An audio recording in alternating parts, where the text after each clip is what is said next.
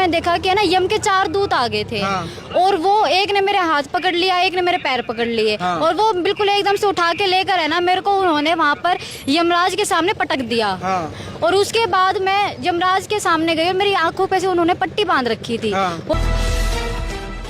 ले भाई, कैप्शन आपने पढ़ लिया है कि 18 साल की लड़की यमराज से मिलकर हुई जिंदा। फिलहाल इस वक्त रोहतक हमारी टीम मौजूद है। भाई ये सच्ची घटना, फिलहाल ये वो लड़की है भाई जो 18 साल की उम्र में तकरीबन 1 घंटे के लिए मृत अवस्था में चली गई थी और भाई यमराज के दर्शन करके वापस कैसे जिंदा हो गई। बहुत सारे साथियों के कमेंट रहेंगे भाई क्या ये सच्ची घटना है, कैसा भी हो सकता है। बहुत बार आपने बड़े बूढ़ों से ऐसी बातें सुनी थी भाई, जो बड़े बूढ़े थे कोई 2 घंटे, कोई 4 घंटे, कोई 1 घंटे के बाद वापिस जिंदा हो जाता था। फिलहाल ये जीता जागता उदाहरण रोहतक का है। ये लड़की है भाई। फिलहाल गुड़िया उठ ले बेटा, उठ ले। क्या बात है, उठो एक बार। ये बात बताओ मुझे भाई, मेरे दीदी भी है ना गैलसा हो रहा है। कोई बात नहीं, उठो भाई, मत करो, उठाओ गुड़िया, लाओ भाई, उठाओ एक बार, सारा दे दो भाई, थोड़ा है एक बार भाई। 1 घंटे के लिए जो इसके परिवार वाले और इन बहनों ने बताया भाई, 1 घंटे के लिए ये मरकर जिंदा हुई है। फिलहाल विश्वास नहीं हो रहा है।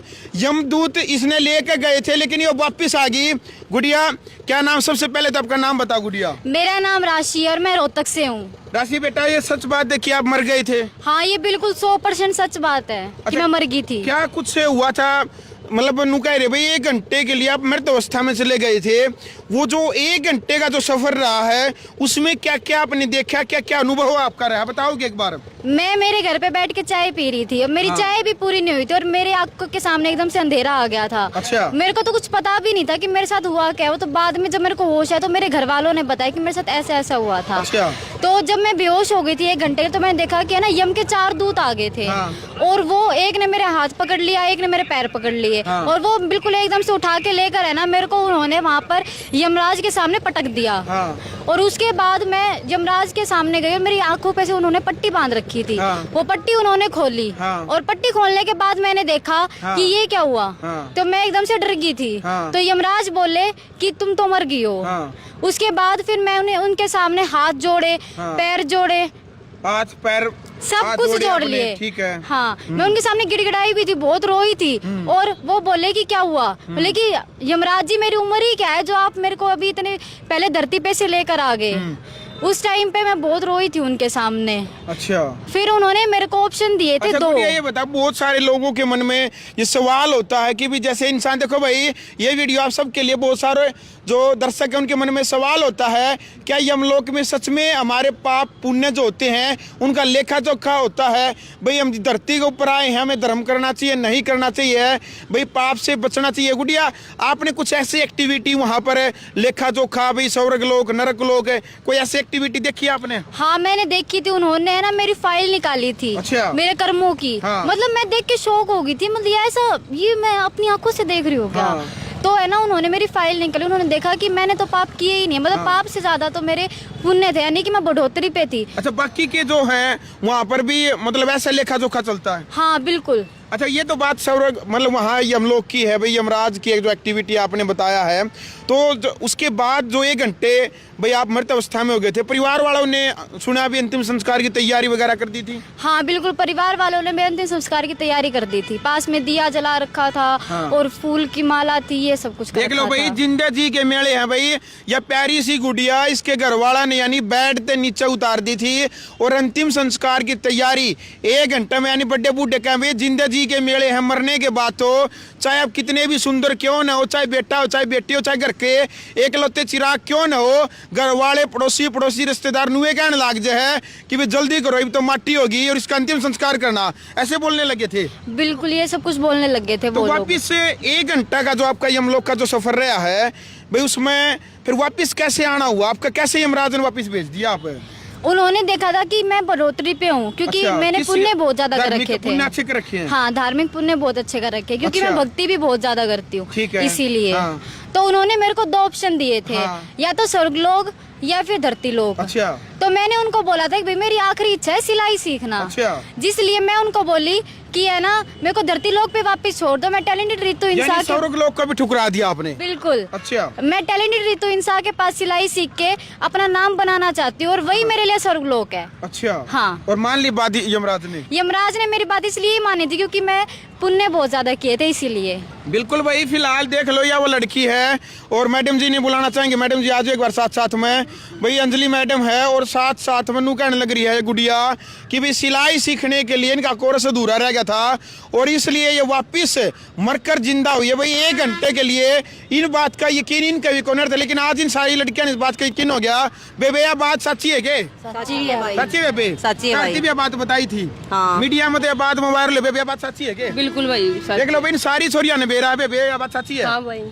सर्दी जो मतलब मान ले या सेंटर में आई थी तो धरती बताई थी बात ऐसे हाँ हुआ भाई, था। हाँ। तब यकीन हो गया था ना होया था भाई यकीन। ही हो गया। हाँ। देख लो भाई या सोशल मीडिया के ऊपर या छोरी 18 साल की वायरल होगी मर के जिंदा। मैडम जी आपके सेंटर में तो करिश्मा हो गया, गजब हो गया, ऐसा पहली बार हरियाणा और विश्व के इतिहास में हुआ है।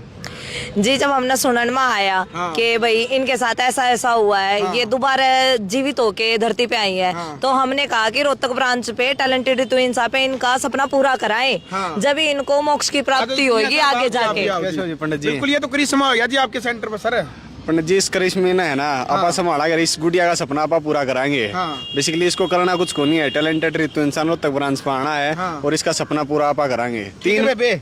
ठीक है। अच्छा नु बता दो के मतलब बहन जी के सिखाओगे आप इस सेंटर के ऊपर, ये बता दो। इस सेंटर पे हम अगर सुई में धागा डालना भी नहीं आता ना, बेसिक हम वहीं से स्टार्ट करते हैं, जिससे कि धीरे धीरे उन्हें हर एक चीज सिखा देते हैं। शरारा गरारा इंडियन वेस्टर्न हमारे एक तरीके की ड्रेसेस कितने सिखाते महीने हैं। का कोर्स रहेगा ये? 3 महीने का कोर्स होता है ये, जस्ट ओनली अच्छा। 3 महीने में हम इनको स्टार्टिंग से लेके पूरा कोर्स कंप्लीट करा और देते नया हैं। बैच कब से शुरू होने नया वाला है? बैच 17 नवंबर से शुरू हो रहा है। हाँ बिल्कुल जी। भाई दिखा दे भाई रोहतक बस स्टैंड के पास में टैलेंटेड रितु इंसा जो है भाई, ये जो सेंटर है यहाँ पर न्यू एडमिशन 17 नवंबर से 17 नवंबर से एडमिशन तो अभी से है, बैच शुरू हो जाएगा। एडमिशन रजिस्ट्रेशन अभी से स्टार्ट हो रहा है। 17 नवंबर से नया बैच स्टार्ट हो जाएगा। लिमिटेड सीटें हैं बिल्कुल ये। बिल्कुल लिमिटेड सीटें होती हैं और कुछ ही % रही हैं, बाकी हमारी फुल हो चुकी हैं जी। बिल्कुल एक बात और पंडित जी, सर। एक स्पेशल ऑफर है सिर्फ और सिर्फ नवंबर बैच के लिए। हाँ। जो भी बच्चा हाँ, नवंबर सच्चे बैच भाई, ये थे भाई। में मैं बताऊंगा पंडित हाँ, जी बता दो। हाँ, बिल्कुल।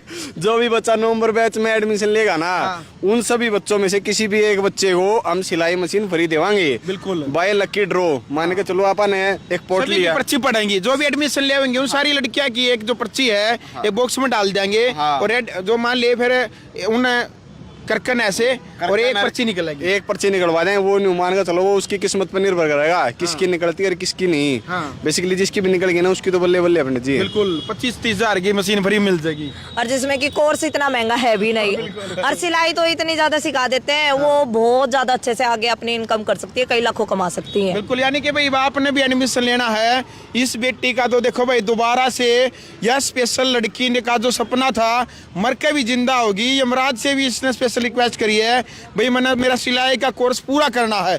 बहुत सारी बहन बेटियों का जो सपना है सिलाई सीखने का, भाई उन्होंने मोटिवेट करने वाले, यानी कि ऐसा कोई कोचिंग सेंटर ऐसा कोई स्कूल नहीं था हरियाणा और देश के इतिहास में पहली बार टैलेंटेड रितु इंसा का अनोखा प्रयास है सभी बहन बेटियों को सिलाई सिखाने का। पट्टी पर नंबर दे रखा है, अधिक जानकारी के लिए आपने संपर्क करना है। बेटे अभी तो खुश हो गया आप? बहुत ज्यादा खुश हूँ। अब अभी तो भी मन मैं- में ऐसा डर रहता है भाई कदे मैं दोबारा फिर मर जाऊं, कदे ऐसा नहीं होता? नहीं, अब तो नहीं रहता। हाँ जी। ये तो या गुड़ के मर भी गई ना, हाँ। तो भी या उल्टी फेर आ जाएगी। अच्छा। अच्छा दूसरी वजह सिलाई सीख ली तो 250 होगा, क्या न मरना है। जी पुनिया साहब, पंडित जी एक बहुत जरूरी बात रहेगी, सुन ले। बताओ जी। जो बहन बेटी मैम की तरफ से आती है, जो मैम के नजदीक लगती हैं, उनके लिए ये सुविधा कर दी भाई मैम में भी अपना जा सकते हैं। कौन सी लोकेशन है जी मैम में? मैम में जो गोहाना मोड़ है ना, गोहाना मोड़ से लेकर 23 स्मार्ट पॉइंट के फर्स्ट फ्लोर पर टैलेंटेड रितु इंसान मैम। अरे रोहतक में? रोहतक में बिल्कुल opposite Hooda city park near new bus stand, talented Ritu इंसान रोहतक। और एक बात और सुन ले पंडित जी, मत ना रही हो किसी मैम में, टैलेंटेड रितु इंसान आ गई है मैम में। बहुत भाई। ठीक है भाई, क्या संदेश दोगे आप भाई पाप पुण्य ने लेकर नहीं जो यहाँ देखने लग रहे हैं? पाप पुण्य को लेकर एक यही संदेश है कि जितना भी जो भी कुछ करो ना अपने अच्छे दिल से करना, हमेशा। करना है। हाँ, बुरा नहीं करना, पुण्य करने हैं, पाप बिल्कुल भी नहीं करने, वरना वो ऊपर वाला देख रहा है। टैलेंटेड तो इंसान भी है और हर चीज का लेखा जोखा उनके पास है। बिल्कुल भाई। फिलहाल वीडियो आपने देख ली भाई, कमेंट बॉक्स में अपनी राय रखें, वीडियो को शेयर करिए। बहुत सारी ऐसी घटनाएं पुनर्जन्म की भी और यमलोक से धर्मराज के जो दरबार से वापसी जो होती है, बहुत सारे किस्से हमने इससे पहले भी आपको दिखाए हैं। फिलहाल ग्राउंड मीडिया के लिए रोहतक से मैं जब भारद्वाज।